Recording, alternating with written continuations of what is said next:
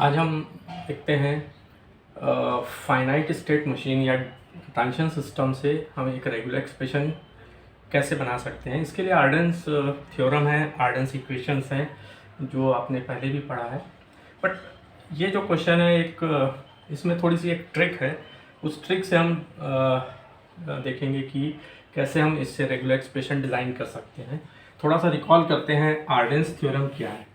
Arden's theorem में हम suppose कोई equation R equal Q plus R P के फॉर्म में होता है, where P and Q are any two regular expression, then this equation has a unique solution R equal Q P star. This is Arden's equation, Arden's theorem. And जब हम इस type के questions को solve करते हैं तो हमको Arden's equations लिखना होता है और उस इक्वेशन में हम ये थ्योरम अप्लाई करके उसको रिड्यूस करते हैं और स्टेट्स को हटाने के बाद हम देखते हैं कि हमारे पास एक रेगुलर एक्सप्रेशन हमको मिलेगा, या एक रेगुलर लैंग्वेज मिल जाएगी जो इस ट्रांजिशन सिस्टम द्वारा एक्सेप्टेड होगी।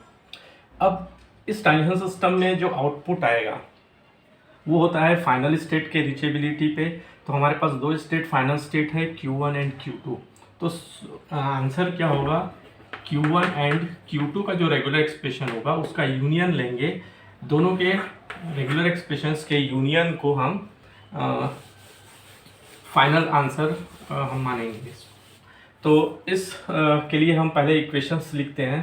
इक्वेशन लिखने के जो तरीका है उसमें हमको क्या करना होता है, इनकमिंग के लिए इक्वेशन लिखे जाते हैं एक एक स्टेट के लिए। हम पहले लिख रहे हैं Q0 के लिए।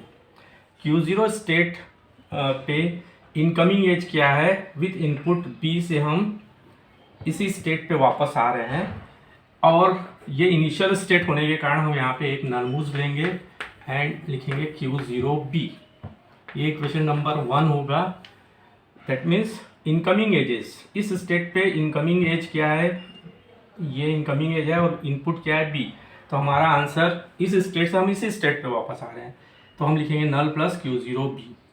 इक्वेशन नंबर 2 Q1 स्टेट के लिए लिखेंगे।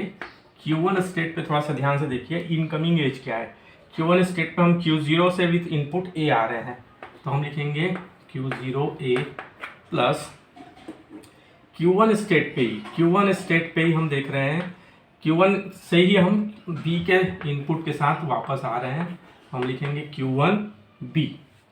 Q2 स्टेट से हम देखेंगे कि हम Q2 स्टेट से विथ इनपुट A आ रहे हैं स्टेट Q1 पे, तो हम लिखेंगे Q2A प्लस Q3 स्टेट पे भी देखिए, Q3 स्टेट पे इनकमिंग एज Q3 स्टेट से इनकमिंग Q1 पे आ रहा है विथ इनपुट A। तो Q1 के इक्वेशन के लिए हम लिखेंगे Q3A, ये हो जाएगा आपका equation number 2। Then equation number 3 for state 2। Q2 state पे इनकमिंग एज क्या है, Q2 स्टेट पे इनकमिंग एज Q1 से विथ इनपुट A है, तो हम Q1A लिखेंगे। Q2 स्टेट पे हम इनपुट के साथ इसी स्टेट पे आ रहे हैं, तो हम लिखेंगे Q2B। एंड Q3 स्टेट से विथ इनपुट B आ रहे हैं, तो हम लिखेंगे Q3B। This is equation number 3। And Q3 के लिए हमारे पास कोई भी स्टेट से इनकमिंग नहीं है, तो हम इसके लिए हम नल एज्यूम कर सकते हैं। ये हो जाएगी स्टेट 4, इक्वेशन नंबर 4। अब इसके बेसिस पे हम इसको सॉल्व करेंगे। तो हम फर्स्ट इक्वेशन में देखते हैं कि इस फर्स्ट इक्वेशन में हम आर्डेंस थ्योरम अप्लाई कर सकते हैं। ये equation R equal Q plus R P के फॉर्म में है, इसमें R Q0 को रिप्रेजेंट कर रहा है, ये R Q0 को रिप्रेजेंट कर रहा है, तो इसका यूनिक सॉल्यूशन होगा नल B स्टार। तो मैं इसका सॉल्यूशन यहाँ पे लिख रहा हूँ, Q0 will be null B star, that is B star, क्योंकि null R star Arden's identity के अकॉर्डिंग B स्टार ही होता है। तो ये हमारा एक रिजल्ट आ गया Q0 का, जिसका आंसर है B स्टार ओनली। मतलब Q0 पे B स्टार हो सकता है, बट Q0 फाइनल स्टेट नहीं है, तो ये पैटर्न यहाँ पे एक्सेप्ट नहीं होगा। अब हमको चाहिए Q1 और Q2 स्टेट का सॉल्यूशन। तो हम क्या करते हैं, यहाँ पे हम एक ट्रिक लगाते हैं। हम देखते हैं कि Q0 की जगह हम B स्टार सब्सटीट्यूट कर सकते हैं।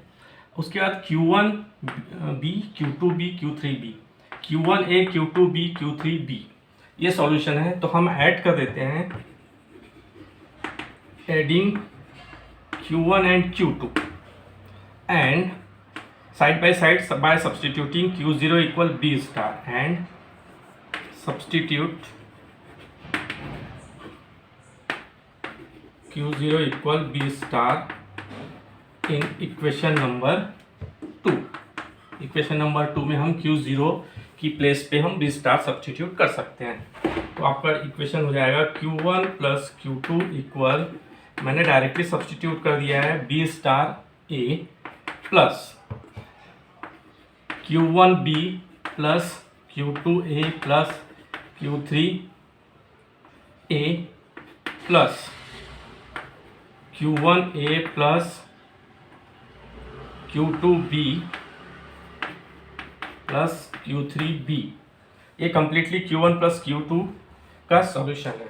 ठीक है, then Q1 plus Q2 equal B star A plus Q1 और Q1, देखिए Q1 और Q1 कॉमन ले लूँगा मैं यहाँ से, तो Q1 का आंसर Q1 के साथ इस रेगुलर एक्सप्रेशन होगा A प्लस बी।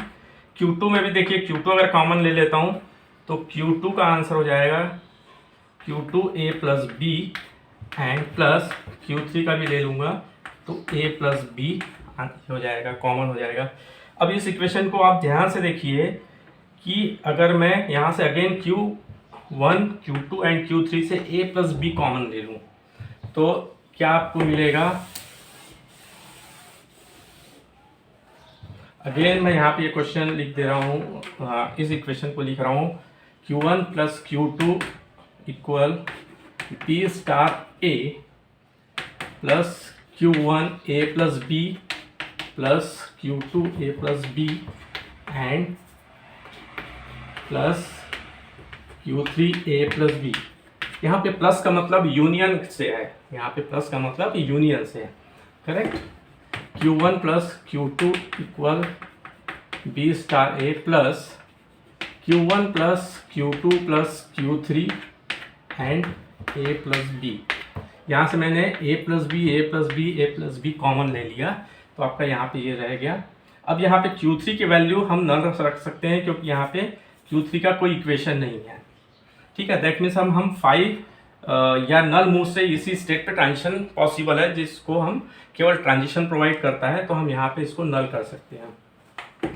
तो finally Q1 plus Q2 equal B star A plus Q1 plus Q2 A plus B। अब देखिए ये Q1 प्लस Q2 एक रेगुलर एक्सप्रेशन है, ये भी एक रेगुलर एक्सप्रेशन है। तो अगेन ये फॉर्म है R equal, this is Q, ये अगेन R और ये P।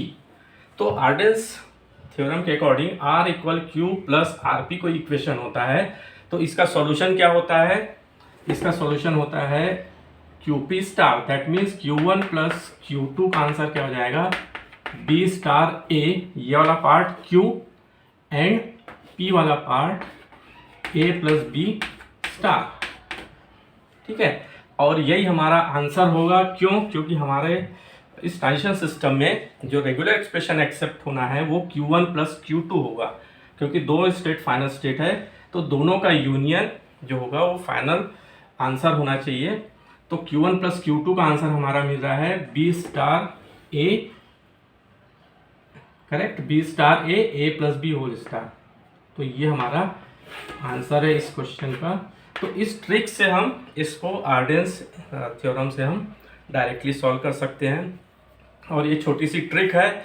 इस ऐसे ट्रिक्स को हम बाय ऑब्जर्व करके, ऑब्जर्वेशन से या लॉजिक से सॉल्व करते हैं, और गेट में भी इस टाइप के क्वेश्चंस आते हैं, और आप कोशिश कीजिए। Thank you.